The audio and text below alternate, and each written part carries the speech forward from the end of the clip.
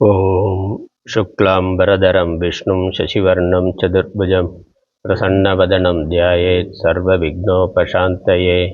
या देवी स्तूयते नित्यं विबुधैर्वेदपारगैः सा मे वसतु जिह्वाग्रे ब्रह्मरूपा सरस्वती।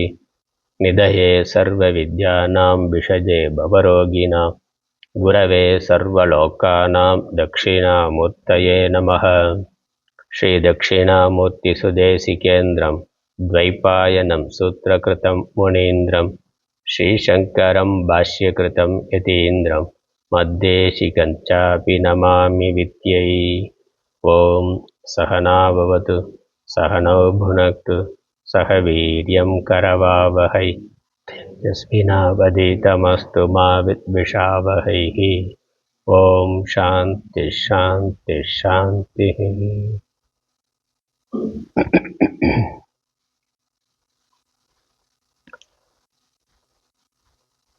லகு வாக்கிய விருத்தி பாடல் 16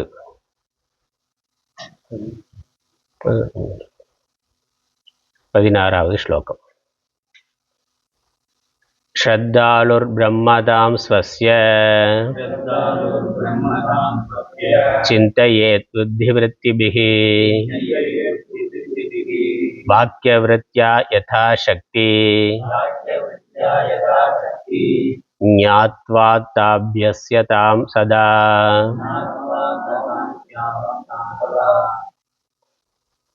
ஸ்ரத்தாலுர் பிரம்மதாம் ஸ்வஸ்ய சிந்தயேத் புத்திவிருத்திபிஹ வாக்யவிருத்யா யதா சக்தி ஞாத்வா தாப்யஸ்யதாம் சதா.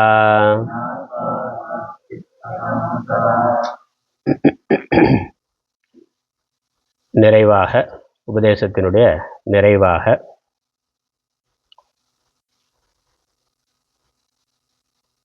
ஆத்மாவை, தன்னுடைய யதார்த்த சொரூபத்தை, தான் பிரம்மமாக இருக்கும் தன்மையை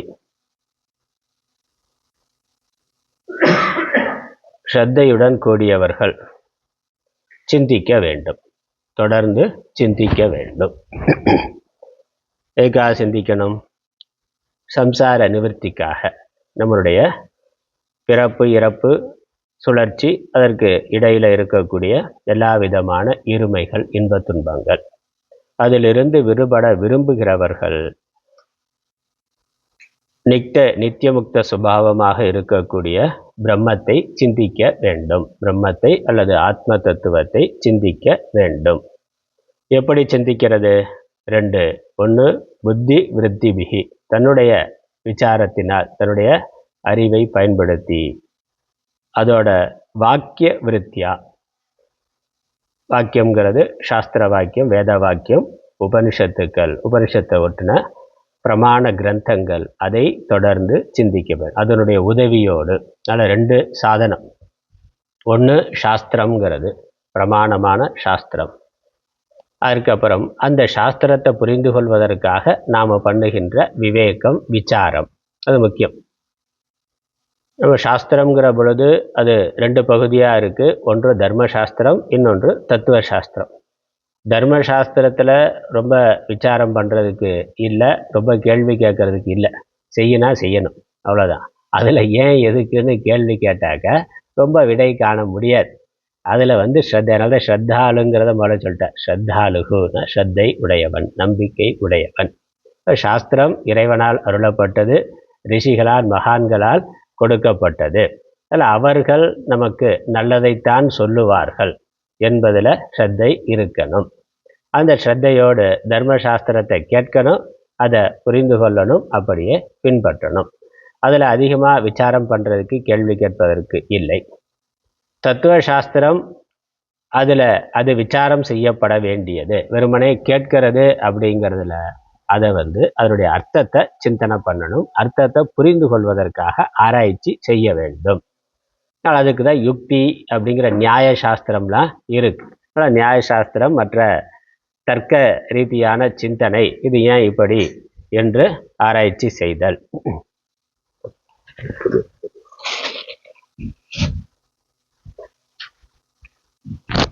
அங்கே அந்த விவேகம்ங்கிறது தத்துவ சாஸ்திரத்துக்கு உதவியானது. அதனால் அது வேணும். இன்னொன்று, தத்துவ சாஸ்திரம் நமக்கு தெளிவாக புரிஞ்சிருந்தா தர்மசாஸ்திரம் புரியும். தர்மசாஸ்திரத்துக்கு தனியாக விசாரம் பண்ணணுங்கிறது இல்லை, ஆனால் தர்மசாஸ்திரத்துலேயும் நிறைய விசாரம் பண்ணுறாங்க. அது ஏன் அப்படிங்கிறதுக்கு விசாரம் பண்ணுறாங்க. ஆனால் அதற்கு அறிவியல் ரீதியான காரணம் எல்லாத்துக்கும் கொடுக்க முடியாது. தர்மசாஸ்திரத்தில் இருக்குது, இது எப்போ பண்ணணும், எப்படி பண்ணணும், எதற்கு முன்னாடி எதற்கு பின்னாடி எதை பண்ணுறது அப்படிங்கிற விஷயத்தில் தர்மசாஸ்திரத்தில் விசாரம் இருக்குது.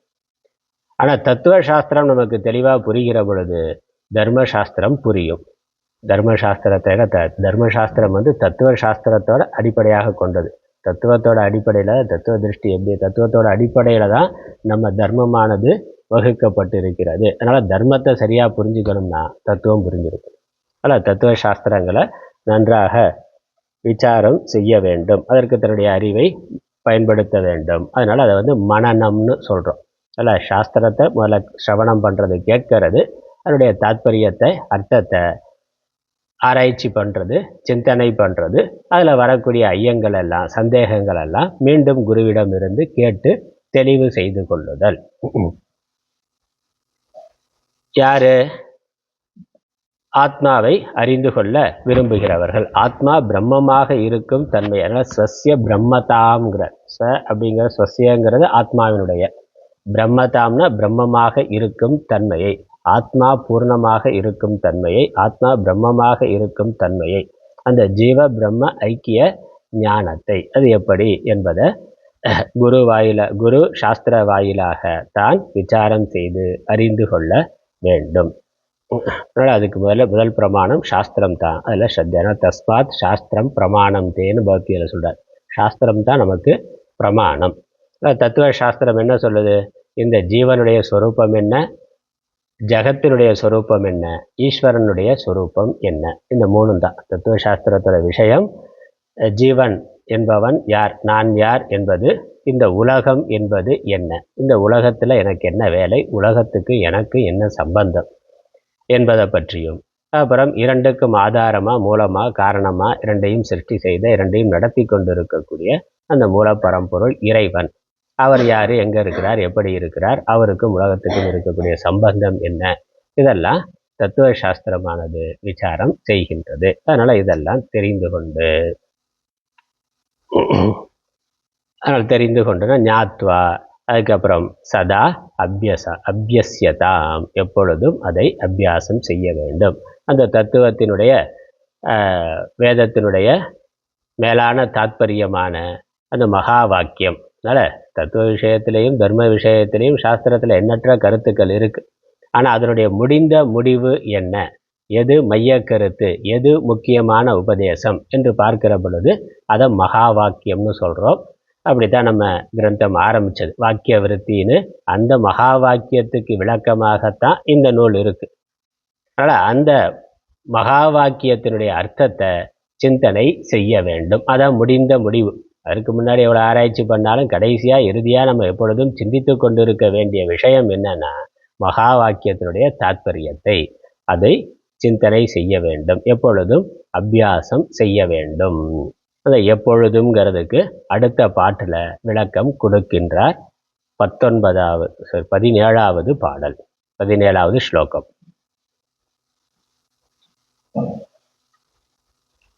தச்சிந்தனம் தற்கதனம். மைக்கு கேட்குதா? மைக்கு ஓகேவா? வால்யூம் ஓகேவா? இப்போ ரொம்ப கம்மியாக இருக்குது, எனக்கே கம்மியாக இருக்குது. கேட்கல. அதில் என்ன பண்ணுறது, அந்த ஃபஸ்ட்டு அந்த லாஸ்ட்டு மேக்ஸிமம் வச்சுருங்க. இந்த மேலே இது மேலே தூக்கி விட்ருங்க, மேக்ஸிமம் வச்சுருங்க. அந்த ஃபஸ்ட்லேயும் மேக்ஸிமம். சரி. தச்சிந்தனம் தற்கதனம் அந்யோன்யம் தத் பிரபோதனம் ஏததேக பரத்வஞ்ச பிரம்மாபியாசம் விதுர்புதாः. தச்சிந்தனம் தற்கதனம் அந்யோன்யம் தத் பிரபோதனம் ஏததேக பரத்வம் ச பிரம்மாபியாசம் விதுர்புதாக.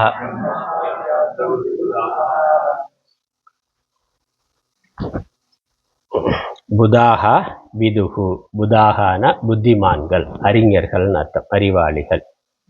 போதம் அப்படிங்கிறது வந்தது புதாக, புத் ஞானம், ஞானத்தை உடையவர்கள், அறிஞர்கள், அறிவாளிகள், சாஸ்திரத்தை அறிந்தவர்கள். விதுகு, விதுகுனா அறிந்திருக்கிறார்கள், அறிவாளிகள் அறிந்திருக்கிறார்கள். எதை எவ்வாறு அறிந்திருக்கிறார்கள்? பிரம்மாபியாசத்தை. பிரம்மாபியாசம்ங்கிறது நிதித்தியாசனம். நிதித்தியாசனம்ங்கிறத இன்னொரு வார்த்தையில் சொன்னால் பிரம்மாபியாசம், பிரம்ம அபியாசம். பிரம்ம தத்துவத்தை மீண்டும் மீண்டும் சிந்தனை செய்தல் என்பதுதான் பிரம்மாபியாசம். பரம்பொருள் சிந்தனை, இடைவிடாத பரம்பொருள் சிந்தனை. அப்படின்னா என்ன, அதை எப்படி பண்ணுறது, எப்போ பண்ணுறது என்று அதற்கு விளக்கமாக இவ்வாறு அறிந்திருக்கிறார்கள். நிதித்தியாசனம்னா இதுதான்னு அறிஞர்கள், பெரியவர்கள் அறிந்திருக்கிறார்கள், இவ்வாறு சொல்லி இருக்கிறார்கள். எவ்வாறு? தத் சிந்தனம். தத்து சிந்தனம்னா அதையே எப்பொழுதும் சிந்தித்து இருப்பது, சிந்தித்து கொண்டு இருப்பது, அதையே எப்பொழுதும் நினைத்து கொண்டு இருப்பது. அதையேனா எதையே? ஆமாம், அதை பார்த்துக்கணும். அதையேனா வேற ஏதாவது அர்த்தம். அதையேனாக்கா அண்ணாமலை அடுத்து வருவாரா வரமாட்டாரான்னு. தேசம் முழுக்க அதான், ஆளுங்கட்சிக்கும் அதான், எதிர்கட்சி ஆளும் அதான். பிஜேபி ஆளும் அதான் யோசனை பண்ணிகிட்டு இருக்கான். அதுக்கு மேலே எதிர்கட்சி ஆளும் அதான் யோசனை பண்ணிகிட்டு இருக்கான். என்னன்னா ஏன்னா அவனுக்கு அதோட பயம். அதனால் அப்படி அது ஏன்னாக்க அது எதையாவது இல்லை, அதையே சிந்தனை பண்ணுறதுன்னா வேற எதையோ சிந்தனை. அது தத்துங்கிறது பிரம்மம். இல்லை, பிரம்மத்தையே சிந்தனை செய்தல் அல்லது ஆத்மாவையே சிந்தனை செய்தல். தத்துனா அதுனாக்க பிரம்மம். அதனால் பிரம்மத்துக்கே தத்துன்னு பேர். பிரம்ம ஓம் தத் சத்து இது நிர்தேசக என்று இறைவனுக்கு தத்துன்னு ஒரு பேர் இருக்கு. அதாவது தத்துவமசியில் தத்து தானே இருக்கு. தத்துவமசியில் குருவே தத்துவமசின்னு தான் சொல்ற, நீ அதுவாக இருக்கிறாய் அப்படின்னு சொல்ற. அப்போ சிஷ்யன் வேற எதையும் நினைச்சு கொள்ளக்கூடாது, பிரம்மத்தை நினைத்து கொள்ள வேண்டும். பிரம்மமாக நான் இருக்கிறேன், ஆத்மா பிரம்மமாக இருக்கின்றது. அதாவது தத்துனாகா ஆத்மா அல்லது பிரம்மம். சிந்தனம், சிந்தனம்னா அந்த பிரம்ம சிந்தனை. எதை? பிரம்மத்தையே எப்பொழுதும் அல்லது ஆத்மாவையே எப்பொழுதும் சிந்தித்து கொண்டு இருக்க வேண்டும். அதனால் மனசுல எப்பொழுதும் அதுதான் ஓடிக்கொண்டிருக்கணும் ஒரு விஷயம். அப்புறம் தத் கதனம், மற்றவர்கள்ட்ட பேசினா அதையே பேச வேண்டும். தனக்கு கீழே இருக்கிறவர்கிட்ட, பெரியவர்கள்ட்ட கேட்டாலும் அதை பற்றியே கேட்க வேண்டும். அதனால் கதனம்ங்கிறது பேசுறது. பேசுறதுனா நம்மை விட பெரியவர்கள்ட்ட கேட்கிற பொழுது அது சம்பந்தமான விஷயம், அது சம்பந்தமான கேள்விகள், அதை கேட்க வேண்டும். அதை பற்றி சொல்லுங்க அப்படின்னு அந்த பிரம்ம விஷயத்தை, ஆத்ம விஷயத்தை, ஆத்ம தத்துவத்தை அல்லது இறைவனை பற்றி சகுணமாகவோ நிர்குணமாகவோ எதை கேட்டாலும் முடிவு அங்கே தான் வரும். அதனால் அப்படி இறை சிந்தனையிலேயே இருக்க வேண்டும். இறைவனை பற்றியே பெரியவர்களிடம் கேட்க வேண்டும். இல்லைன்னா கதனம்னா சொல்றது, தனக்கு கீழே இருக்கிறவர்கள்ட்ட அதை பற்றியே பேச வேண்டும், சொல்ல வேண்டும். அதனால் யாராவது 2 பேர் மாட்டினாக்கா அவங்களுக்கு கிளாஸ் எடுக்க ஆரம்பிச்சிடணும்னா நம்ம மறக்காமல் இருக்கிறதுக்கு நமக்கு அபியாசம். அது நிதித்தியாசனம். அது சொல்கிறார், அதை சிந்தனை பண்ணுறது, அப்புறம் அதையே பேசுறதுனாக்க வேற ஏதோ ஊர்க்கதையெல்லாம் பேசாமல் அதையே பேசுவது. அப்போ பெரியவர்கள்ட்ட கேட்டாலும் அதையே கேட்பது, சிறியவர்கள்ட்ட சொல்கிற பொழுது அதையே சொல்லுவது, அதை பற்றியே பேசுவது. தத் கதனம். அதுக்கப்புறம் அந்யோன்யம் தத் பிரபோதனம். அந்யோன்யம்னா பரஸ்பரம்னு அர்த்தம். பரஸ்பரம்னா நமக்கு சமமாக இருக்கிறவர்கள்ட்ட, அதான் நம்மளோட பெரியவர்கிட்ட ஏதாவது கேள்வி கேட்கணும்னா பிரம்மத்தை பற்றி, ஆத்மாவை பற்றி அல்லது இறை விஷயங்கள் பற்றி கேட்கணும். ஆன்மீகமான கேள்வியாக கேட்கணும். அல்லது நமக்கு கீழே இருக்கிறவர்கிட்ட பேசுகிற பொழுதும் அது சம்பந்தமாகவே அதையே மையமாக வைத்து பேசணும், சொல்லணும். மற்ற ஊர்க்கதைகள்லாம் இல்லாமல் இருக்கணும். நமக்கு சமமானவர்கள்ட்ட, அதான் அந்யோன்யம். அந்யோன்யம்ங்கிறது சமமானவர்களை குறிக்கிறது. நமக்கு சமமானவர்கள்னா சகமானவர்கள் அவர்கள்ட்டையும் அதை பற்றியே வாத விவாதம் செய்ய வேண்டும். ஆனால் தத் பிரபோதனம். நம்ம புரிந்து கொண்டது அவர்கள்ட்ட சொல்றது, அவர்கள் புரிந்து கொண்டது நம்மகிட்ட கலந்துரையாடல்னா அது கலந்துரையாடலாக இருக்குது. அதனால் சக மாணவர்கள்ட்டையும் அதையே கலந்துரையாடுதல். அதனால் மனதில் எப்பொழுதும் அதே சிந்தனை இருக்கணும், வாக்குலையும் அதுவே எப்பொழுது இருக்க வேண்டும். அதுக்கப்புறம் ஏதத் ஏக பரத்துவம், அதுவே மேலானதாக அந்த ஒன்றிலேயே ஈடுபட்டு, அதுவே ஏதத் ஏகன, அது ஒன்றையே, ஏதத் ஏகன அது ஒன்றையே, பரத்துவம்னா மேலாக கொண்டிருத்தல், ஒரே லட்சியம். அதான் நமக்கு என்ன லட்சியம்னா பரம புருஷார்த்தம் மோட்சத்தை அடைதல் என்பதுதான். மோட்சத்தை அடைதல் என்னது? ஞானத்தை அடைதல். ஞானத்தை அடைதல்னா என்னது? பிரம்மத்தை, ஆத்மாவை அறிந்து கொள்ளுதல். அதனால் அந்த ஆத்மாவை அறிதல் என்பதே ஒரே லட்சியமாக, ஒரே நோக்கமாக இருக்க வேண்டும். அல்லது இறைவனை அடைதல் என்பதே ஒரே நோக்கம், ஒரே லட்சியம்னு இருக்கணும். மற்ற வேற லட்சியங்கள் எல்லாம் அது முக்கியம் இல்லை. அதை ஒரு குறிப்பிட்ட காலம் வரைக்கும் அது குடும்பம் பொறுப்பெல்லாம் இருக்கிற வரைக்கும் அப்படி இருக்கலாம். தர்மார்த்த காமம் இருக்கே, அதுவும் புருஷார்த்தமாக தான் சொல்லி இருக்கு. ஆனால் அதுக்கு ஒரு குறிப்பிட்ட காலம் வரைக்கும் தான். அதன் பிறகு மேலான இறைவன், பரம்பொருள், பிரம்மம், அதை அறிதல், அதை அடைதல் என்பதே லட்சியமாக இருக்க வேண்டும். நல்ல பிரதான, நல்ல பரம புருஷார்த்தம்னு சொல்கிறோம். தர்மார்த்த காமம் புருஷார்த்தமாக இருந்தாலும் பரம புருஷார்த்தம் மோட்சம்தான். தர்மார்த்த காமம் இடைநிலை புருஷார்த்தங்கள், அது போகிற வழியில் இருக்கிறது. இங்கேருந்து டெல்லிக்கு போகிறது இல்லை ரிஷிகேஷ் போகிறது அப்படின்னாக்கா, போகிற வழியில் ட்ரெயினில் எவ்வளவோ ஸ்டாப் இருக்குது. அந்த ஸ்டாப்பு நடுவில் இறங்கி அங்கே டீ சாப்பிட்லாம், ஏதாவது போண்டா கிண்டா கிடைச்சாக்கா வாங்கி சாப்பிடலாம். ஆனால் நோக்கம் என்னது? டிக்கெட் எங்கே எடுத்திருக்கு? கடைசியாக போய் சேர வேண்டிய டெஸ்டினேஷன் இது என்னது? இறைவன் தான். இறைவன்கிறதா நம்முடைய பயணத்தினுடைய முடிவு எல்லை. அதனால் இந்த மனித பிறவி அல்லது இந்த ஜீவ யாத்திரையினுடைய முடிவு எல்லை இறைவன் என்பது தான். அதான் கடைசி ஸ்டாப். அதுதான் கடைசி ஸ்டாப். அதுக்கு மேலே ஒன்றும் கிடையாது. அதுக்கு மேலே ஒன்றும் போக வேண்டிய தேவை இல்லை. அதனால் அதுக்கு நடுவில் இந்த வாழ்க்கை, குடும்பம், பொறுப்புகள் அதெல்லாம் இருக்குது. அப்போ அதெல்லாம் முடிவான இலக்கு அல்ல என்பது தெளிவாக இருக்கணும். அதிலே நின்று போயிடக்கூடாது. அந்த நேரத்தில் அங்கே கொஞ்சம் இருந்துட்டு அடுத்ததுன்னு போய்கொண்டே இருக்கணும். முடிவான இலக்கு இறைவன் தான், அதுவும் ஞானம்தான், மோட்சம்தான் என்பது தெளிவாக இருக்கணும். அதனால் அந்த பிரம்மத்தையே மேலான லட்சியமாக கொண்டிருத்தல். அதனால் நிறைய லிஸ்ட் இருக்குது. அதில் கடைசியில் இறைவன் இருக்கிறார்னா இன்னும் தேவைன்னாக்க மளிகை ஜாமான் லிஸ்ட்டு மாதிரி பெரிய லிஸ்ட்டு வச்சுருக்குறோம்ல, எல்லா எவ்வளவோ தேவை, இது அது தேவை, அது தேவை, கடைசியில் போனால் போகட்டும்னு கடைசியில் இறைவனை அடைதல் லிஸ்ட்டில் கடைசி தான். அது என்ன பண்ணணும்? லிஸ்ட்டை அப்படியே உள்டாவாக மாற்றிடணும். மாற்றினா என்ன? கடைசியில் இருக்கிற இறைவன் முதல்ல வந்துடுவார். அவர் முதல் ஆளாக இறைவனை அடைகிறதா முதல் லட்சியம்னு இருக்கணும். அதுக்கப்புறம் என்னென்ன, அதுக்கு கீழே இருக்க மற்றதெல்லாம் அடிச்சிடணும். அதனால் இறைவன் முதலாவதாக வர்றது மட்டுமல்ல, இறைவன் ஒன்றே ஒன்று தான். அந்த இறைவன் தான் ஒரே லட்சியம், வேற எந்த லட்சியமும் இல்லைன்னு ஒரு குறிப்பிட்ட காலத்தில் ஆகிவிட வேண்டும். அதனால் ரிட்டையர்மெண்ட்டுக்கு அப்புறமாவது அல்லது அதான் சன்னியாச ஆசிரமம்னு சொல்லியிருக்கு. அதனால் அதுக்கு முன்னாடி குடும்பம், குழந்தைகள்னால் அதை பொறுப்பு இருக்குது. ஆனால் வானப்பிரஸ்தம் சன்னியாசத்தில் என்னது? ஒரே லட்சியம்தான். அதுக்கு முன்னாடி மற்ற லட்சியங்களோட இறைவன் இருக்கிறார். வானப்பிரஸ்தத்தில் இறைவன் கூட மற்ற லட்சியங்கள் இருக்குது. சன்னியாசத்தில் என்னது? இறைவன் மட்டும்தான், வேற எதுவுமே லிஸ்ட்டில் வேற எதுவுமே கிடையாது, ஒன்றே ஒன்று தான். அப்படி இருக்கிற பொழுது அப்படி இருக்கிறதா நிதித்தியாசனம். அதனால் இந்த ஒன்றிலேயே ஈடுபாட்டு கொண்டிருப்பது, ஏதத் ஏக பரத்துவம், அது ஒன்றையே மேலானதாக கொண்டு, அதுதான் நமக்கு முழுமையான நிறைவை, நிம்மதியை தரும், பிறவாமையை தரும்னு தெரிந்து கொண்டு அதையே எப்பொழுதும் சிந்தித்து கொண்டிருப்பது, அதுதான் பிரம்மாபியாசம். அதனால் அதே எண்ணம் மனசில் அதுதான் எப்பொழுதும் இருக்கணும். அதை மையமாக கொண்டு தான் நம்மளுடைய சிந்தனைகள் இருக்கணும்.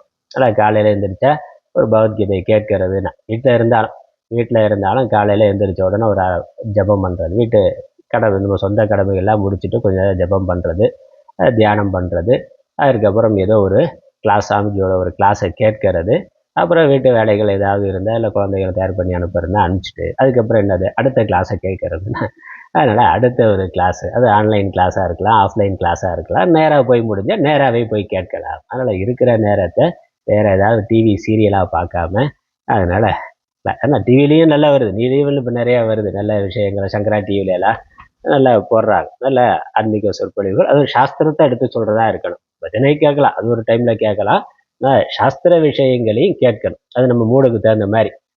ஒரு பொழுது ரொம்ப தூக்கமாக வந்தாக்க பஜனை மாதிரியான அந்த நிகழ்ச்சியை பார்க்கணும், கேட்கணும். இல்லை நல்ல மனசு சத்துவ குணத்தில் இருக்கு, போகணும், தூக்கம் வராதுனாக்கா வேதாந்த பாடமாக கேட்கலாம். கேட்டால் தூக்கம் வந்துடும். அதனால் தெளிவாக இருக்கிற பொழுது வேதாந்த பாடம் கேட்கணும். இல்லை மனசு தமசில் இருக்குனாக்கா அப்போ அதை எழுப்பணும். அதுக்காக பஜனை மாதிரியான உற்சாகத்தை ஊக்கத்தை தரக்கூடிய பாடல்களை கொஞ்சம் டான்ஸ் கூட ஆடலாம். அந்த மாதிரி போட்டு கேட்டோம்னாக்கா உற்சாகம் வந்துடும். அதுக்கப்புறம் ரஜஸ்லேருந்து சத்துவத்துக்கு போகிறதுக்கு வேதாந்த பாடங்கள்லாம் கேட்கலாம். அப்படி அதனால் அதே மனசில் அதே தான் ஓடிக்கொண்டு இருக்கணும். மற்றவர்கள்ட்ட பேசுகிற பொழுதும் மற்ற கதையெல்லாம் இல்லாமல் இதையே பேசணும். பேச முடியலைன்னா சும்மா இருக்கணும். அவங்கள மௌனமாக.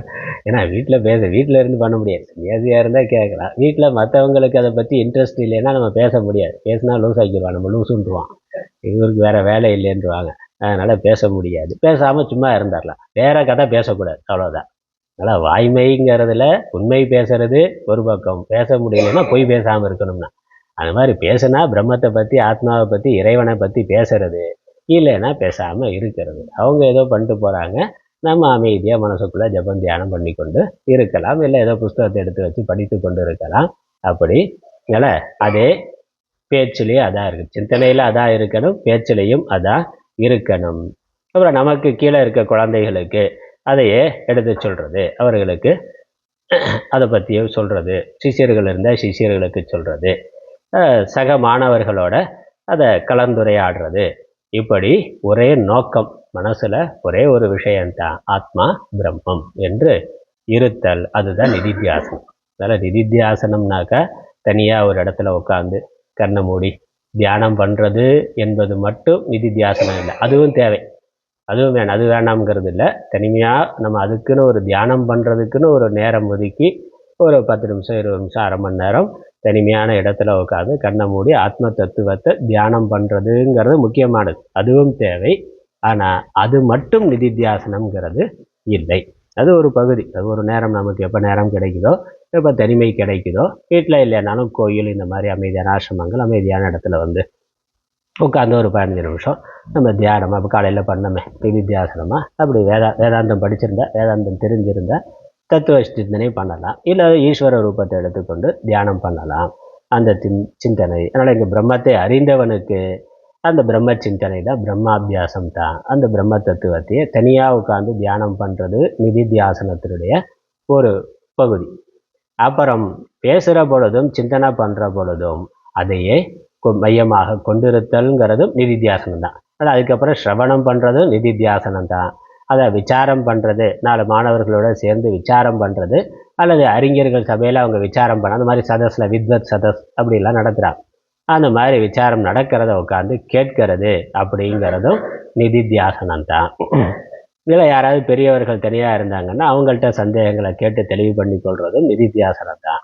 இல்லை யாராவது 2 மாணவர்கள் கிடைச்சாக்க அவர்கள்ட்ட அதை எடுத்து சொல்கிறதுங்கிறதும் நிதித்தியாசனம் தான். இப்படி எல்லா விதத்திலும் அதையே, அந்த பிரம்மத்தையே ஆத்மாவையே மையமாக கொண்டிருத்தல், அதுதான் நிதித்தியாசனம், பிரம்ம அபியாசம். அவ்வாறு நம்ம தொடர்ந்து செய்யறதுனால என்ன பலன்? ஞானத்தில் உறுதியானது, நிஷ்டையானது ஏற்படுகின்றது. மனதில் இருக்கக்கூடிய காம குரோதாதிகள், அகங்காரம், மமக்காரம் அதெல்லாம் நீங்குது. அப்புறம் வாசனை, விபரீத பாவனைன்னு சொல்கிறோம். நிதித்தியாசனத்தோட முக்கியமான விஷயம் என்ன? விபரீத பாவனா நிவர்த்தி அப்படிங்கிறத நிதித்தியாசனம். ஏன்னா ஸ்ரவணத்துக்கு முன்னாடி வரைக்கும், சாஸ்திரத்தை கேட்கறதுக்கு முன்னாடி வரைக்கும் உடம்பு தான் நான் நினைத்து கொண்டிருந்தோம். அப்புறம் வேதாந்த சாஸ்திரத்தை கேட்கிற பொழுது ஆத்மா அனாத்ம விவேகம் பண்ணி, ஆத்மா வேற அனாத்மா வேற, ஆத்மா வேற அனாத்மா வேறங்கிறது புரிகின்றது. கேம்பில் இருக்கிறவங்களுக்கு மட்டும் கொடுத்தா போதும், மற்றவங்க ராமநவமி பூஜைக்கு வந்துட்டு அங்கே பிரசாதம் கொடுத்துக்கலாம். பிரசாதம் கொண்டு வந்திருக்காரு. அதனால் அப்படி ஆத்ம அனாத்ம விவேகம் பண்ணுறது அப்படிங்கிறது ஸ்ரவணமாக இருக்குது. அப்போ ஸ்ரவணத்தில் அஜ்ஞான நிவர்த்தி, ஸ்ரவணத்தில் என்ன ஏற்படுதுன்னா அஜ்ஞான நிவர்த்தி. நான் யாருங்கிறது சரியாக தெரியாமல் இருந்தது, உடம்பு தான் நான் நினைத்து கொண்டிருந்தேன். ஆத்மா அனாத்ம விவேகம் பண்ணி சாஸ்திர குரு மூலமாக வேதாந்த சாஸ்திரத்தை, தத்துவபோதம் தொடங்கி வேதாந்த சாஸ்திர விசாரம் பண்ணுற பொழுது நான் யார், உலகம் என்ன, இறைவன் யார் அப்படிங்கிற இவைகளுக்குள்ளே இருக்கக்கூடிய சம்பந்தம் என்ன அப்படிங்கிற அதில் இருந்த அஜ்ஞானமானது நிவர்த்தி ஆகின்றது. அஜ்ஞான நிவர்த்தி சிரவணத்தினால நடக்கிறது. அதற்கப்புறம் அதை தொடர்ந்து விசாரம் பண்ணுற பொழுது அதில் வரக்கூடிய சந்தேகங்கள் நிவர்த்தி ஆகிறது. அதனால் சம்சய நிவர்த்திங்கிறது மனனம். மனனம்ங்கிறது சந்தேக நீக்கம் தான். சந்தேக நிவர்த்தி, சம்சய நிவர்த்தி. அது எப்படி நான் ஆத்மாவை பிரம்மமாக இருக்க முடியும், இந்த உடம்பு மித்தியானா அது எப்படி மித்தியாவா பொய்யா இருக்க முடியும், நான் இருக்கிறேனே அதுலேருந்து சுகதுக்க அனுபவம் வருதே, எல்லாம் வந்துக்கிட்டு இருக்கிறத எப்படி நீங்கள் பொய்ன்னு சொல்ல முடியும் அப்படிங்கிற கேள்வியெல்லாம் வருது. அப்போ அதை தொடர்ந்து கேட்கிற பொழுது அது எப்படிங்கிறது நமக்கு புரிகின்றது. அதனால் அது அப்படி வரக்கூடிய சந்தேகங்களை நிவர்த்தி பண்ணி கொள்வது சம்சய நிவர்த்தி. அது மனனத்தினால நடக்கிறது. நிதித்தியாசனத்தில் என்ன நடக்குது, இந்த பிரம்மாபியாசத்தில் என்ன நடக்குதுன்னா விபரீத பாவனா நிவர்த்தி. விபரீத பாவனையானது நீங்குகின்றது. விபரீத பாவனைனா என்னது, இந்த விவேகம் வர்றதுக்கு முன்னாடி, பாடம் கேட்கறதுக்கு முன்னாடி உடம்ப நான்னு நினைத்திருந்தோம். எத்தனை காலம் நினைத்திருந்தோம், அனாதி காலமாக. இந்த பிறவியில் மட்டுமில்லை, பல பிறவிகளில் பல உடல்களை எடுத்து ஒவ்வொரு உடலில் இருக்கிற பொழுது அந்த உடம்பு நான்னு நினைத்திருந்தோம். அதனால் அது ஆழமான வாசனையாக பதிவாக உள்ள இருக்கின்றது. இப்போ விவேகம் வந்துருச்சு, உடம்பு வேற ஆத்மா வேற, நான் ஆத்மான்னு புரிந்து கொண்டேன். ஆனாலும் நான் உடல்ங்கிற அந்த வாசனையானது இருக்கு. அந்த வாசனை தான் விபரீத பாவனை, தவறான பாவனை, தவறான எண்ணம், தவறான வாசனை. அதை நீங்குவதற்காக திரும்ப திரும்ப ஆத்ம தத்துவத்தை சிந்தனை பண்ணுறது நிதித்தியாசனம். அதனால் நான் உடம்பு, நான் மனிதன்கிறது நான் ஆத்மானு புரிந்து கொண்ட பிறகு அப்பப்போ வெளியே வந்துடும். அப்பப்போ சாதாரணமாக பாடம் கேட்குற போது வராது, கிளாஸில் இருக்கிற பொழுது தெளிவாக தான் இருக்குது எல்லாம். அப்புறம் வெளியே போய் விவகாரம் பண்ணுற பொழுது, மற்ற மனிதர்களோட பழகிற பொழுது, பேசுகிற பொழுது அவர்கள் உணர்ச்சி வசப்பட்டு அல்லது அவர்களுடைய அறியாமையினால் அவர்களுடைய விருப்பு வெறுப்புகளோட விவகாரம் பண்ணுற பொழுது நமக்கு சரீர அபிமானமானது மீண்டும் வந்து விடுகிறது. நம்மளை அறியாமல் ஒரு எண்ணம் வந்துடுது. அதனால் கோபம் வருது, உணர்ச்சி வசப்படுறது வருது, நான்கிற ஒரு அகங்காரமான வார்த்தைகள்லாம் கூட வரும். அதை விபரீத பாவனை. அப்போ அது சூழ்நிலையினால் வர்றது. இல்லை தனியாக இருக்கிற பொழுது கூட வாசனை பலமாக இருக்கிறதுனால நமக்கு ஆத்மாவை பற்றிய உணர்வை விட வேற என்னானா, பேத்தி என்னானா, அமெரிக்காவில் இருக்க பேத்தி என்ன ஆகுமானோ அதெல்லாம் வருது இல்லை. அப்படி மற்ற உறவுகளை பற்றிய விஷயங்களை பற்றி நமக்கு அந்த சிந்தனை வருது. அதெல்லாம் விட்டு அதெல்லாம் அது மேலே இருக்கக்கூடிய அபிமானத்தை பற்றை விட முடியவில்லை. அகங்காரத்தையும் விட முடியல, மமக்காரத்தையும் விட முடியலை. அகங்காரம் மமக்காரம் மித்தியா பொய், அது நான் இல்லைன்னு தெரிந்த பிறகும் அப்போதான் இன்னும் பலமாக இருக்கும். அப்போதான் இன்னும் ஸ்ட்ராங்காக அகங்காரம். அப்போ இப்போ நான் வேதாந்தமும் படிச்சிருக்கேன், வேதாந்தமும் எனக்கு தெரியுமாக்கும்னா அகங்காரம் இன்னும் ஸ்ட்ராங்காக, இன்னும் நான் பிரம்மமாக்கும்னா. அதனால் அகங்காரம் இன்னும் ஸ்ட்ராங்காக இருக்குண்ணா, இன்னும் பலமாக ஆகுது. அப்போ அது மித்தியா பொய்ன்னு தெரியுது, உண்மை இல்லைன்னு தெரியுது, ஆனாலும் இருக்குங்கிறத விபரீத பாவனை. அப்போ அது போகணும்னா அந்த அளவுக்கு நான் பிரம்மங்கிறது உறுதியாகணும். இந்த ஞானமானது அந்த வாசனையை போக்குற அளவுக்கு இந்த வாசனை பலமாகணும். அதனால் ஒரு கெட்ட ஒரு எலி செத்து போச்சுன்னா, இல்லை ஒரு துர்வாசனை இருக்குது அப்படின்னா அதை எடுத்து போட்டுறோம். அந்த இறந்து போன ஒன்று எடுத்து போட்டுறோம். ஆனால் அதோட வாசனையானது இருக்கும். அப்போ அந்த வாசனையை போக்குறதுக்கு என்ன பண்ணுறது, நல்லா கழுவுன்னு கழுவி டெட்டால் போட்டு பெனாயிலாம் போட்டு அதுக்கப்புறம் பலமாக கற்பூர சாம்பிராணி எல்லாம் போட்டு பண்ணால் தான் கொஞ்சம் போன மாதிரி இருக்கும். நம்ம போக்குற அவ்வளோ வேலை இருக்குது. அது எந்த அளவுக்கு அந்த கெட்ட வாசனை பலமாக இருக்கோ அதை நிவர்த்தி பண்ணுறதுக்கு அதை விட பலமான ஒரு வாசனையை நம்ம உண்டு பண்ணணும். அப்போ தான் அது நிவர்த்தி ஆகும். அந்த மாதிரி சரீர அபிமானம் எந்த அளவுக்கு நமக்கு பலமாக இருக்கோ அந்த அளவுக்கு விபரீத பாவனைங்கிறது சிரவணத்திற்கு பிறகு நமக்கு இருக்கின்றது. அப்போ அந்த அளவுக்கு இந்த ஞான வாசனை, இந்த சுப வாசனையை, இந்த சம்ஸ்காரத்தை நம்ம பலமாக ஆக்கணும். அப்படி ஆக்கிறதுக்கான பயிற்சி தான் நிதித்தியாசனம், பிரம்மாபியாசம். அப்படி இது பலமாகிற பொழுது அது நிவர்த்தியாகிவிடும். அதுக்கப்புறம் துக்கம் ஒன்றும் இல்லை. அதற்கப்புறம் அது இயல்பாக இருக்கும். அதுக்கப்புறம் அது இயல்பாயிரும். அதனால் இது பயிற்சியினால் நல்லா பண்ணிட்டோம்னா அந்த இயல்பாகவே நான் பிரம்மங்கிறது இருக்கும். அது அடுத்த ஸ்லோகத்தில் சொல்கிறார். அடுத்த ஸ்லோகத்துக்கு போகலாம். அடுத்த ஸ்லோகம் பலஸ்ருதியாக இருக்குது. தேகாத்ம தீவத் பிரம்மாத்ம. பிரம்மாத்ம தீங்கிறதையும் சேர்த்துக்கொள்ளலாம். தேகாத்ம தீவத் பிரம்மாத்மதி தார்யே கிருதகிருத்யதா.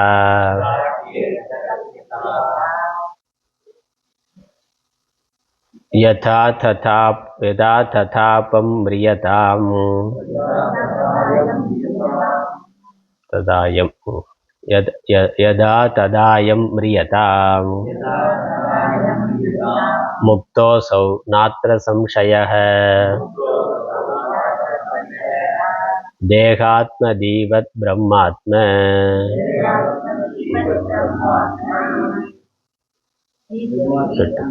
இல்லை தீ அங்கே சேர்த்துருக்கு, ஆனால் தீதார்யே கிருத இந்த பக்கம் வரதான் சரியா இருக்கும்.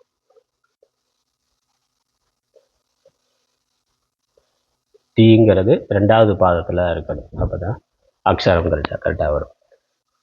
தேகாத்ம தீவத் பிரம்மாத்ம தீதார்யே கிருதகிருத்யதா யதா ததாயம் ம்ரியதாம்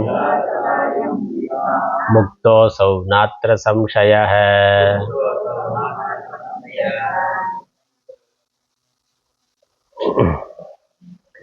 தேகாத்ம தீவத் பிரம்மாத்ம தீன புத்தி, அறிவு, எண்ணம்.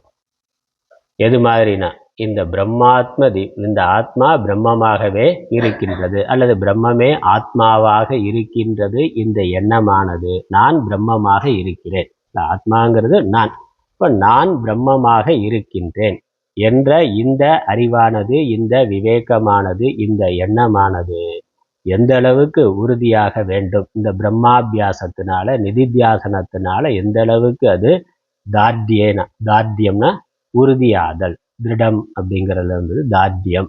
எந்த அளவுக்குனா தேகாத்ம தீவத்து, உடம்புதான் நான்கிற எண்ணம் நமக்கு எவ்வளவு பலமாக இருக்கோ, எவ்வளவு உறுதியாக இருக்கோ அல்லது இருந்ததோ, இப்போ சரீரம் நான்கிறது எந்த அளவுக்கு உறுதியாக இருக்கோ அதே மாதிரி ஆத்மா நான், பிரம்மம் நான்கிற எண்ணமானது உறுதியாக வேண்டும். அல்ல உடம்பு தான் நான்னா சாமான்யமாக சந்தேகம் இல்லாமல் இருக்கு. சந்தேகம் அடுத்த ஆளுக்கு வேணால் சந்தேகமாக இருக்கலாம், நீ மனுஷனான்னா நீ மனுஷனா அப்படின்னு அடுத்த ஆளுக்கு சந்தேகம் இருக்கலாம். ஆனால் இவனுக்கு வந்து நான் உடம்பு, நான் ஆத்மா, நான் வந்து மனிதன், அப்புறம் நான் இன்ன ஜாதி இன்ன மதம் எல்லாம் இருக்கே. அப்போ அதுல எல்லாம் எவ்வளவு திருடமான அபிமானம் இருக்கு, பற்றுதல் இருக்கு. யாராவது ஒரு கேள்வி உனக்கு அறிவு இருக்கான்னு கேள்வி கேட்டால் அவ்வளோ கோபம் வருது, இருக்கா இல்லையோ கோபம் வந்துடுது இல்லை.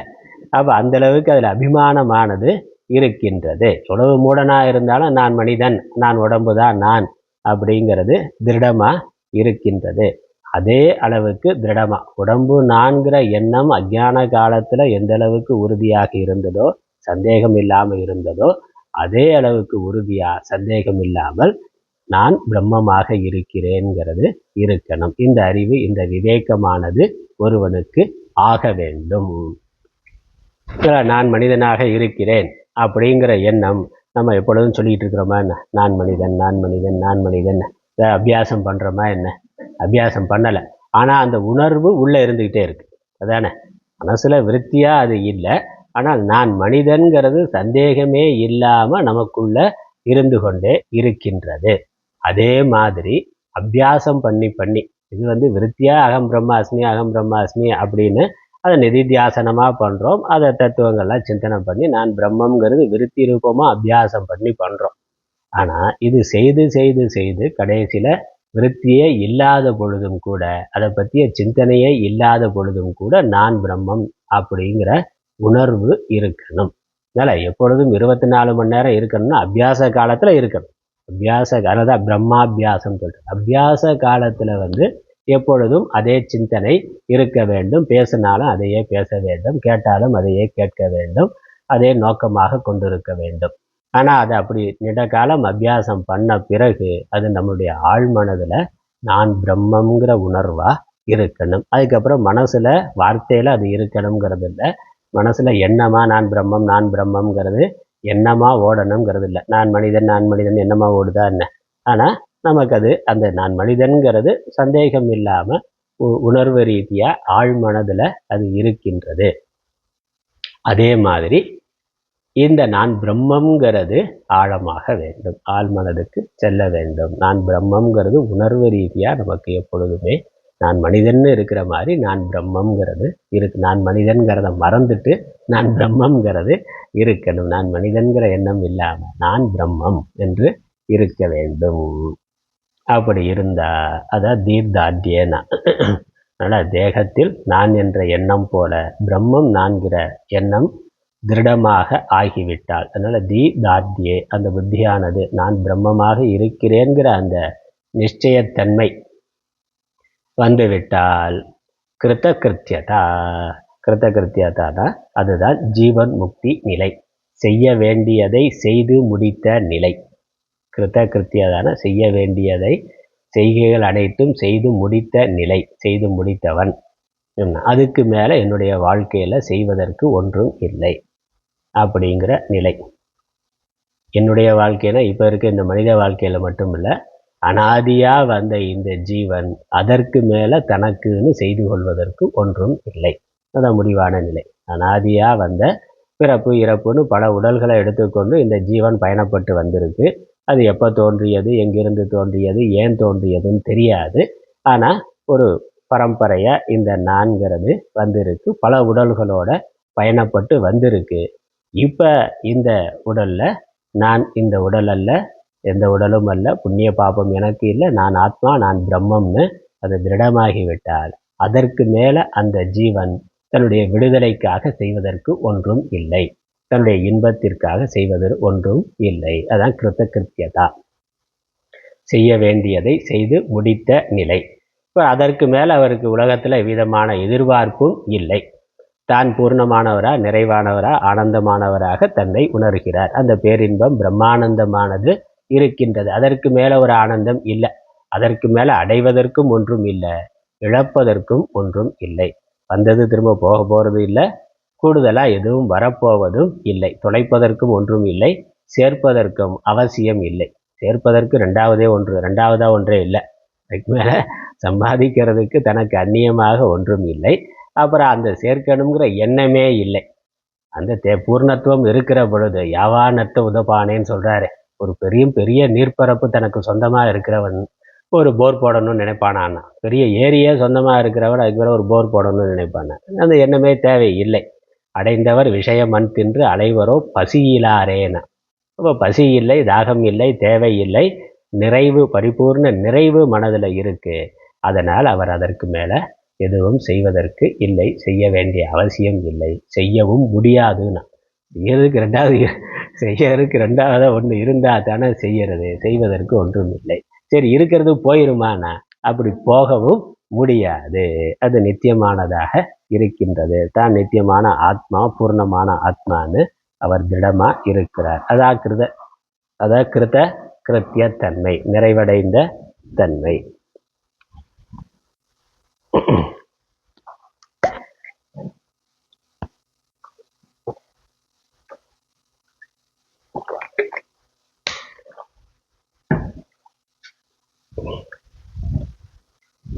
அதனால் ஜீவன் முக்திக்கு இன்னொரு பேர், கிருத்தகிருத்தியதா, அல்ல கிருத்தகிருத்தியன் அப்படின்னு சொல்லலாம். ஜீவன் முக்தன் அப்படின்னாக்கா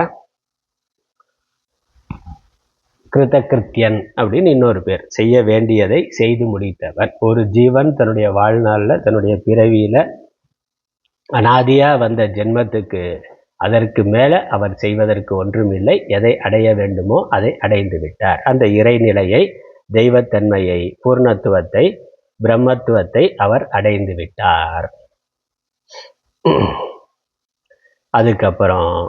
அதுக்கப்புறமா சரீரம் இருக்குது. ஏன்னா பிராரப்தம் இருக்குது. பிராரப்தம் இருக்கிற வரைக்கும் சரீரம் இருக்கலாம். தான் பிரம்மம்னு அவர் புரிந்து கொண்டாலும் சரீரமானது இருக்கின்றது. அயம்னா இவர், யதா ததா மிரியதாம்னா அசௌ முக்தக. அதன் பிறகு அவர் எப்பொழுது மரணத்தை அடைந்தாலும் அவர் முக்தராகவே இருக்கிறார். சரீரம் எப்பொழுது போனாலும், சரீரம் எப்போ வேணாலும் போகலாம், சரீரம் போனாத்தான் முக்தருங்கிறது இல்லை. எப்போ உடம்பு நான்கிற எண்ணம் போல பிரம்மம் நான்கிற எண்ணம் ஒருவருக்கு எப்பொழுது திடமாக உறுதியாக இருக்கின்றதோ அப்பொழுது அவர் முக்தனாக ஆகிவிடுகிறார். முக்தனாக ஆகிவிடுகிறார்னா சரீரத்திலிருந்து விடுபட்டவராக ஆகிவிடுகிறார். அதன் பிறகு எப்பொழுது வேண்டாமானால் இந்த சரீரம் போகலாம். அதனால் தேக யதா ததா மிரியதா, இவருடைய இந்த சரீரமானது அதன் யதா ததானா எப்பொழுதுன்னு அர்த்தம். எப்பொழுது வேண்டுமானாலும், அது எப்போ பிராரப்தம் முடியுதோ அப்போ போகும். சரீரம் எப்போ போகும்னா அது பிராரப்தோட கையில் இருக்குது. அது எப்போ வேணாலும் போகலாம். அது எப்போ போனாலும் அதை பற்றி அவருக்கு ஒன்றும் கவலை இல்லை. அவர் இப்பொழுதே சரீரத்திலிருந்து விடுபட்டவராக, சரீரத்தினுடைய இருமைகளிலிருந்து விடுபட்டவராக, இன்ப துன்பங்களிலிருந்து விடுபட்டவராக, சம்சாரத்திலிருந்து விடுபட்டவராக, முக்தராக ஆகிவிடுகின்றார், முக்தராக இருக்கின்றார். அப்புறம் என்னென்ன, அத்திர சம்சயக ந, இதில் ஒரு சந்தேகமும் இல்லை. இதில் சந்தேகத்துக்கு நிச்சயம் சாஸ்திரம் சொல்கிறது இல்லை, அடித்து சொல்கிறேன். இதில் எந்த விதமான சந்தேகமும் இல்லை, இதுதான் உண்மை. அதனால் அவர் ஜீவன் முக்தருங்கிறதுல எவ்விதமான சந்தேகமும் இல்லை. சரீரத்தோடு இருந்தாலும், ஆனால் எந்த சரீரத்தில் இருந்து எந்த உலகத்தில் இருந்து அவர் சம்சாரத்தை இன்ப துன்பத்தை அனுபவித்து கொண்டிருந்தாரோ அதே சரீரத்தில் இருக்கிற பொழுதும் அதே உலகத்தில் இருக்கிற பொழுதும் அவர் முக்தராக இருக்கின்றார். அந்த சரீரத்திலிருந்து வரக்கூடிய அல்லது உலகத்திலிருந்து வரக்கூடிய இருமைகளினால் பாதிக்கப்படாதவராக இருக்கிறார். அந்த இருமைகளிலிருந்து விடுபட்டவராக இருக்கின்றார். இருமைகள் எப்படி இருந்தாலும் அவருடைய நிறைவு குறையாதவராக இருக்கின்றார். அதாவது ஜீவன் முக்தி நிலை. அதுக்கப்புறம் மரணம் அடைந்தால் அது விதேக முக்தி. மீண்டும் அவர் இன்னொரு சரீரத்தை அடைவது இல்லை. ஏன்னா அடைகிற ஆளே இல்லை. அடைகிற ஆளை அவர் இருக்கிற போதே அவரே காலி பண்ணிட்டார்.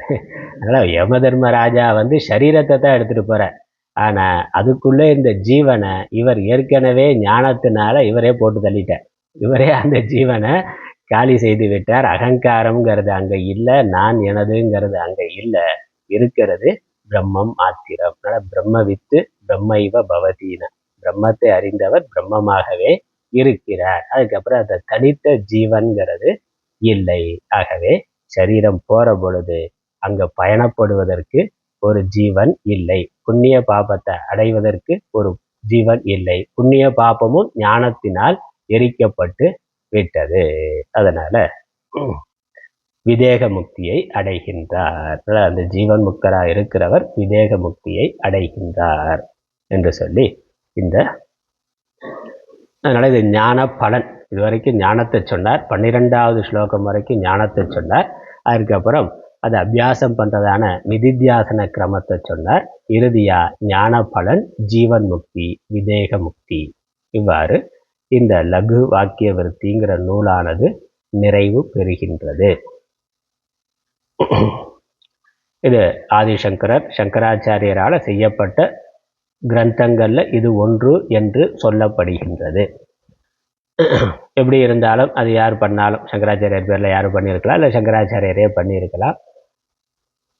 எப்படி இருந்தாலும் ஒரு அற்புதமான நூல், அதில் எந்த சந்தேகமும் கிடையாது. ரொம்ப அழகாக ஆத்ம தத்துவத்தை மற்ற விஷயங்களை விட இந்த ஆத்மானாத்ம விவேகத்தை மட்டும், அதுவும் மனசு இந்திரியங்கள் மனசில் இருக்கக்கூடிய விருத்தி, இதை மட்டும் எடுத்துக்கொண்டு ரொம்ப அழகாக ஆத்மாவை அதிலிருந்து பிரித்து காட்டியிருக்கின்றது. ஸ்தூல சரீரம், சூக்ஷ்ம சரீரம், காரண சரீரம். இந்த 3 சரீரத்துக்கும் வேறான ஆத்மா. அப்படித்தான் ஆரம்பிக்கிற பொழுது ஸ்தூல சரீரம், சூக்ஷ்ம சரீரம், காரண சரீரம் 3 சரீரம் இருக்கு. இதற்கு வேற சாட்சியா, அதை அறிகின்ற சாட்சியா போதமானது, அறிவானது, சித்தானது இருக்கின்றது.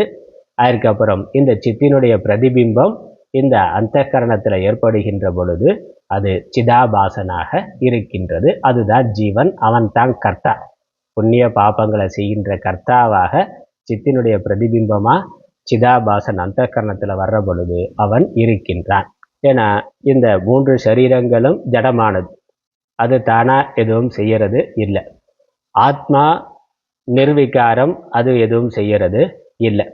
அப்போ இந்த ஜீவத்துவம், இந்த கர்மாங்கிறது எங்கே வருகிறது, அந்த அந்த புண்ணிய பாபம்ங்கிறது எங்கே வருகிறது, அந்த புண்ணிய பாபத்தை செய்கின்ற கர்த்தா யார் அப்படிங்கிற கேள்வி வர்ற பொழுது ஆத்மாவினுடைய பிரதிபிம்பம் அந்தःகரணத்தில் வருகின்ற பொழுது அவன் தான் ஜீவனாக இருக்கிறார்.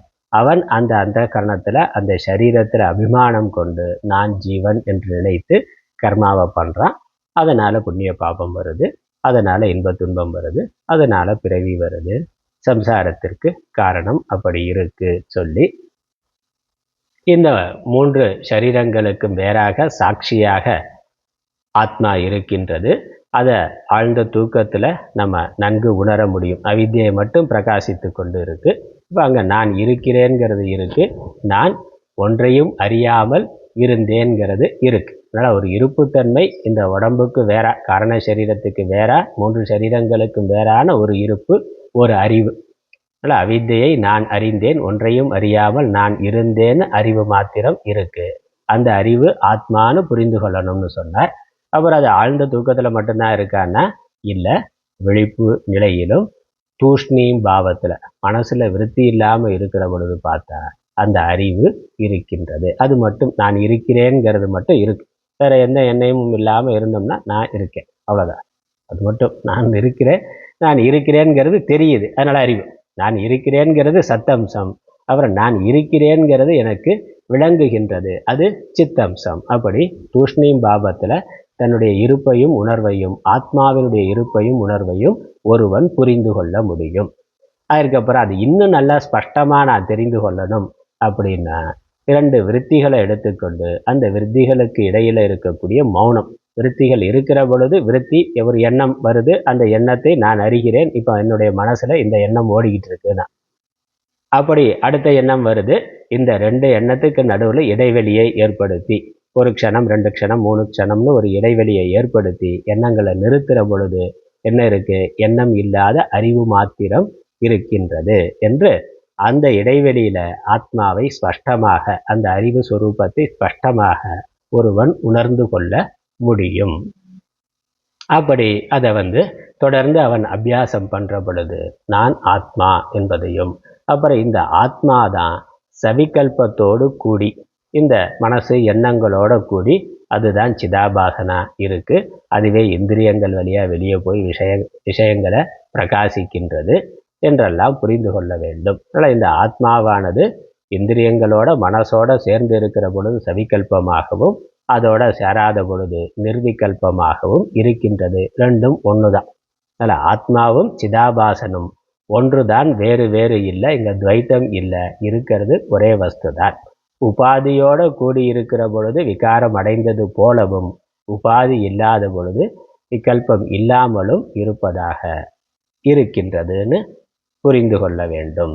அதற்கப்புறம் இந்த அனாத்ம வஸ்துக்கள் எல்லாம் விட்டு ஆத்மாவிலேயே ஒருவன் மனதை நிறுத்தி இடைவிடாது தியானம் செய்ய வேண்டும். அவ்வாறு தியானம் செய்து ஆத்மா பிரம்மமாகவே இருக்கின்றது, பிரம்மமே ஆத்மாவாக இருக்கின்றது, அது மட்டுமே இருக்கின்றது, நான் அதுவாகவே இருக்கின்றேன்னு ஒருவன் அந்த ஞான நிஷ்டையை அடைய வேண்டும். ஞான நிஷ்டையை அடைந்த அதுதான் முக்தி நிலை என்று சுருக்கமாக இந்த லகு வாக்கிய விருத்தியினுடைய சாரம் இதுதான். இவ்வாறு நம்ம லகு வாக்கிய விருத்தியை நிறைவு செய்கின்றோம். இந்த 18 ஸ்லோகங்களையும் திரும்ப ஒரு முறை படித்து நம்ம பூர்த்தி பண்ணலாம்.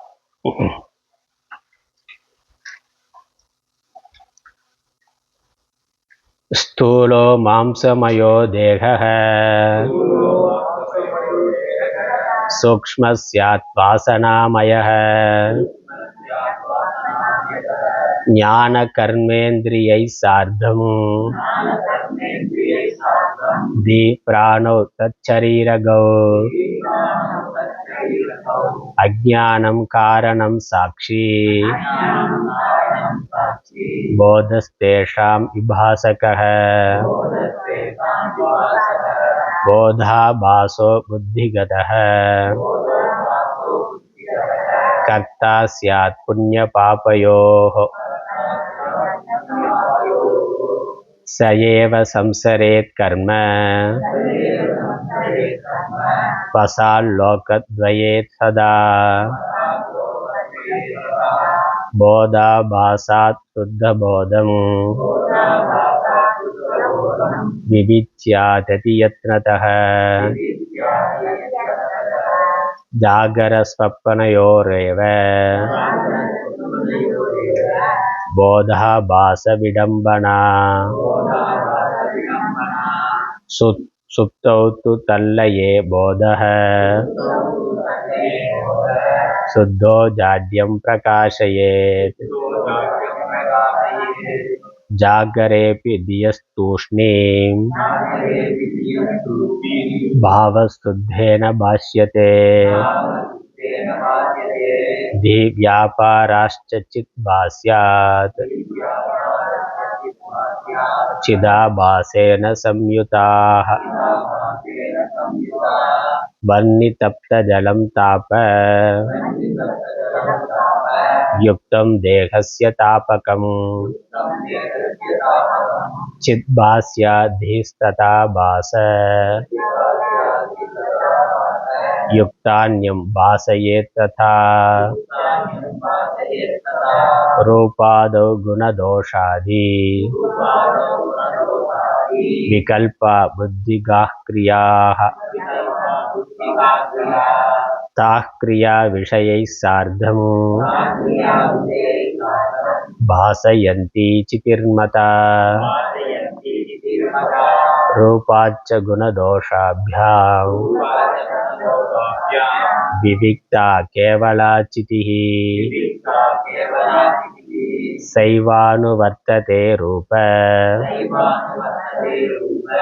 रसादीनां विकल्पने क्षणे क्षणेन्यथा भूता धिविकल्पाश्चितिर्न तु मुक्तासु सूत्रवत् ब्रह्म बुद्धि विकल्पेषु चितिस्तथा मुक्ताभिरावृतं सूत्रम् मुक्तयोर्मध्ये ईक्ष्यते तथा वृत्तिविकल्पैश्चित् स्पष्टा मध्ये विकल्पयोः नष्टे पूर्वविकल्पे तु यावदन्यस्य नोदयः निर्विकल्पकचैतन्यं स्पष्टं तावत् विभासते एकदवित्रिक्षणेष्वेवं विकल्पस्य निरोधनं क्रमेणाभ्यस्यतां यत्नात् ब्रह्मानुभवकाङ्क्षिभिः सविकल्पजीवोऽयं ब्रह्म तन्निर्विकल्पकम् अहं ब्रह्मेति वाक्येन सोऽयमर्थोऽभिधीयते सविकल्पकचिद्योऽहं ब्रह्मैकं निर्विकल्पकम् स्वतःसिद्धा विकल्पास्ते निरोधव्याः प्रयत्नतः शक्यः सर्वनिरोधेन समाधिर्योगिनां प्रियः तदशक्तौ क्षणं रुद्धा श्रद्धालुर्ब्रह्मतात्मनः श्रद्धालुर्ब्रह्मतां स्वस्य चिन्तयेत् बुद्धिवृत्तिभिः वाक्यवृत्त्या यथाशक्ति ज्ञात्वाध्याभ्यस्यतां सदा तच्चिन्तनं तत्कथनम् अन्योन्यं तत्प्रबोधनम् एतदेकपरत्वं च ब्रह्माभ्यासं विदुर्बुधाः देहात्मदीवत् ब्रह्म देहात्मदीवत् ब्रह्मात्म दीदाढ्ये कृतकृत्यता यदा तदायं म्रियताम् मुक्तोऽसौ नात्र संशयः।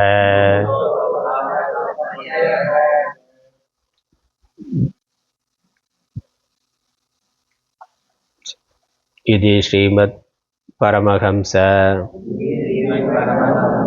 परिविराजक श्री शंकराचार्य विरचितं लघुवाक्यवृत्तिः சம்பூர்ணா.